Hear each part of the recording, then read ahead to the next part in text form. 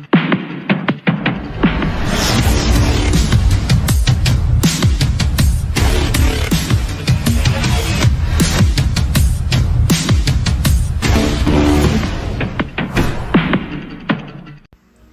what's going on, guys? This is Brainy the Poo from BoomToasted Gaming, here with a Pubg Xbox update. Now we're going to be looking at update number 5 that was provided on March 5th. If you want to take a look at it for yourself, the link for the patch notes is in the description. But without further ado, let's dive into this. Now, I'm going to read off the patch notes at the beginning, but it says this update includes the new weapon, the Bison, as well as the new attachment called the Canted Sights. In addition, we're adding a new weather setting on Vikendi called Moonlight, where you'll get to enjoy taking down enemies in the night as the supermoon and Aurora Borealis, the northern lights, guide you to victory. So that's pretty cool. We'll dive into those details more. But so they added a new weapon feature / attachment, the Canted Sight, along with a new way to play at Vikendi. Now lastly, they wanted to thank the players for sticking with us through all of the issues, especially related to Vikendi. So they've prepared a level 20 up ticket that will automatically be distributed into the inventory for whoever logs into the game up until April 5th. And they made the note that you don't have to use this during the Vikendi pass. So say you're already at a high enough level, you've already reached 100, or you're not wanting any of the gear that's provided up in the Survivor Pass, you can hold on to this level 20 for the next upcoming Survivor Pass they have in the future. Without further ado though, let's get into the details of what they've already mentioned. The Bison is a new SMG weapon that's added to Pubg. It'll be exclusive to Vikendi and Erangel, using 9mm ammo holding 53 rounds by default. It'll only be able to take muzzle and sight attachments, not taking grips or magazines, but you're not going to need that magazine since it already holds 53 rounds, which is more than a Tommy gun with an extended. Additionally, if you watch the Bison trailer that Pubg has posted, you'll see that it doesn't do as much damage as a UMP, but seems a little more stable. Next, the Canted Sight. The Canted Sight's a new scope for weapons with a secondary slot that basically has a small red dot hanging off the side of your gun for you to be able to toggle between your primary scope and then the small Canted Sight. This is done by, while aiming down sight, pressing the X button to toggle between your equipped sights. The Canted Sight can be used with the following weapons. For ARs, your Barrel, the AKM, the AUG, M416, Mutant, QBZ, SCAR, and G36C. DMR is the SLR, Mini 14, Mark 14, QBU, SKS. The SR is the AWM, M24, Car 98. SMG, UMP, Vector, and Bison. The shotgun, the S12K, and for LMGs, the M249. All of those weapons have the ability to equip the Canted Sight. Furthermore, with the Canted Sight, know that the position and view of angle might feel slightly different than before while in ADS. However, any features which might affect gunplay, such as scopes, position, and ADS, field of view, and recoil, were not changed. Moving away from the add-ons to the game, Pubg also updated some of the gameplay elements. So first, they've decreased the damage transferred to helmets and vests. This means your armor can sustain more damage before being destroyed, although the damage given to the player will remain the same. So it won't allow the time to kill or the time to death to change at all. It'll just protect the armor that that person's wearing. So say you kill someone and you can pick up their armor, you're going to be better off by picking up a less damaged vest or helmet. Secondly, they modified the damage system of the throwables. So it says the damage and effects are now applied correctly to players hiding behind very small obstacles such as thin poles.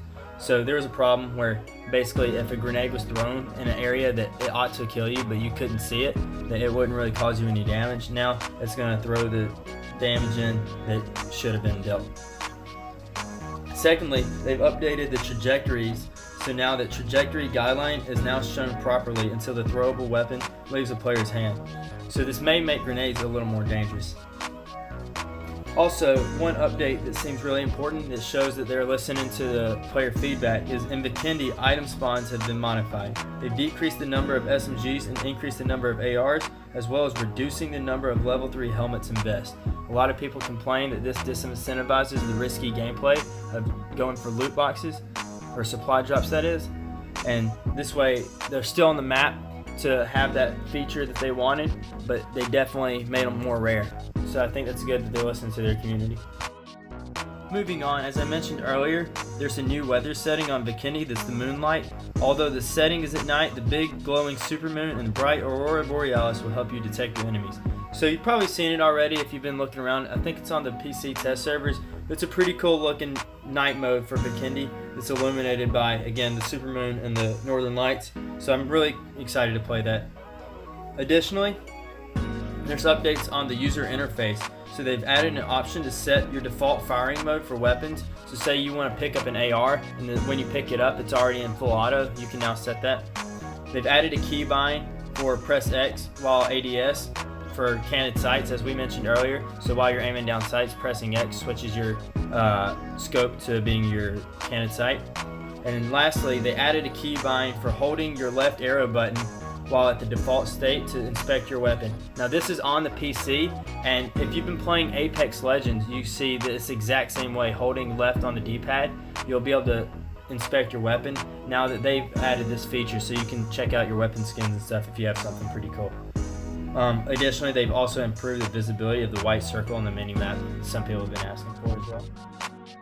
Along with making adjustments to improve performance, PUBG also updated the skin and items.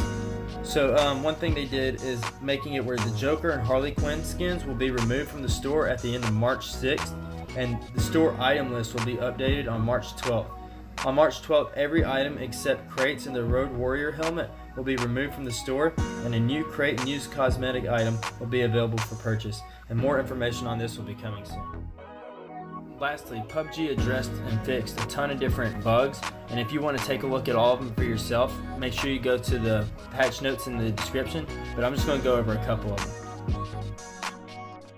So they fixed an issue where a character could enter certain locations on Vikendi, fixed an issue where the weapon would sometimes not be equipped when you switch your weapon as soon as a throwable weapon is thrown, fixed an issue where a character was sometimes unarmed when changing weapons, fix an issue when the motorbike engine would sometimes not turn off after a player has left the vehicle, fix an issue where a character was sometimes not able to loot even though they had the space to, fix an issue where the vehicles could get stuck on certain structures in Erangel, fix an issue where objects in certain locations on Sanhok were missing, fix an issue where characters could pass through or get stuck in certain structures in Sanhok, fix an issue where characters could pass through the ground in a certain location in Sanhok, fix an issue where characters could go through or get stuck in a certain location in Vikendi, fix an issue where the Xbox digital camo pants were incorrectly displayed, and these are the pants that come with the exclusive PUBG controller.